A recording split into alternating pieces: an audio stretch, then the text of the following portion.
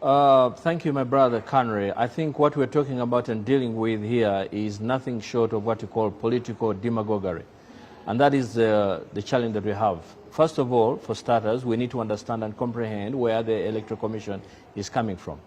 The Electoral Commission is making an argument and saying, listen, by virtue of what? Of the Political Parties and Other Organizations Act, Section 7C1 has, guidelines in which for someone, if you want to register a party.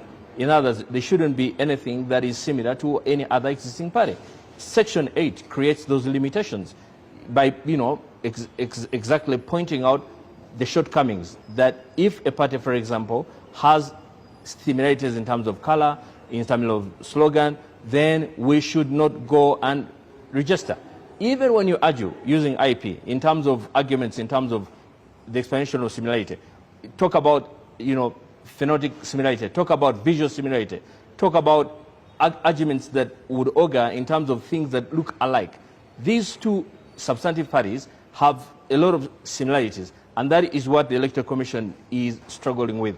Now, if we want to give them a benefit of doubt, to give these people who want to begin another party or to register another party, then we should also move under the assumption that there is not bad faith or malafide that is involved in terms of the registration.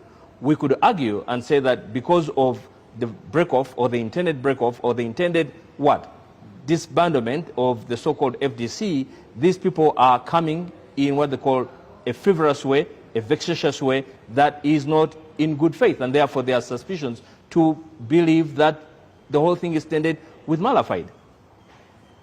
What I want to understand also, Prof, what is at play? Is it the law or politics? And how possible is it that the Electoral Commission is playing politics too? In the point that I just explained, Section 7C1 is very clear. Section 8 is very clear. It bars any organization if there is substantive similarity in light of what I just explained. So there is a question of law here. But there is also a question of similarity in terms of bad faith that's spilling over. Perhaps it's a question of a misconception of what we call, in terms of what we call a political dispensation, multi-party political dispensation, failing to realize that we in this country may not really have these so-called different political parties, but perhaps glorified political classrooms that are presided over by these individualized head prefects or class leaders who fail to put their classrooms in order. Maybe we should agree that we have a nation that is provided over by a one-party system, and all these are simply proxies that are struggling for power or for monies.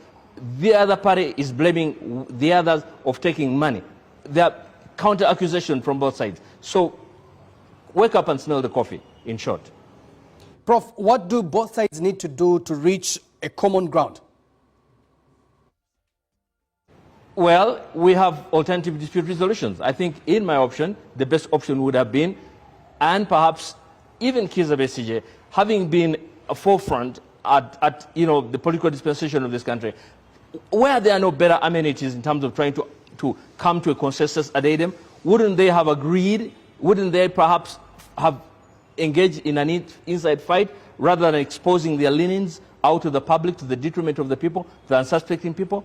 These are things that political demagogues engage in at the expense of unsuspecting people.